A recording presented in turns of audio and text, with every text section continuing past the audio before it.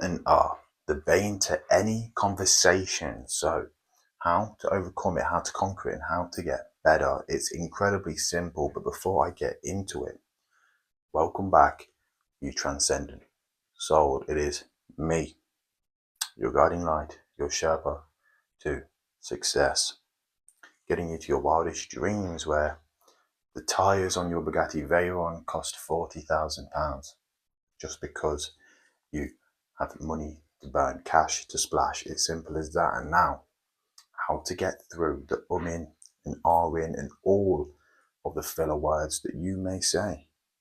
We've all been there. We've all been there at some point, and I'm going to help you through it with this simple way, this simple method. So, train yourself to speak like this. Emphasize every specific word. And this obviously isn't in public. I'm talking about training yourself in private if you prefer. You can go out in public if you've really got that confidence about you. I respect it and I commend you. But for the most of you, you're going to want to train this at home.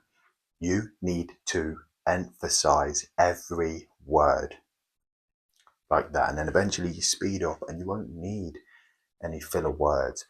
But this may sound crazy. You don't want to talk like a robot to others, but I assure you, if you space your words and improve your cadence, the only thing I can say is try it. And you will understand where I'm coming from. But just speak like this with every word, every syllable, every sentence.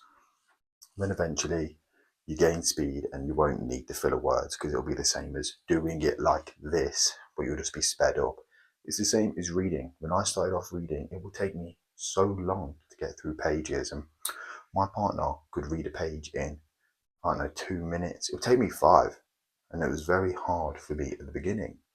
But now I'm a speed reader. That is a lie. I'm not a speed reader, but I can still read faster than I once could. Enough rambling. Be safe. Be well. And as always, I'm watching from afar, praying for your success.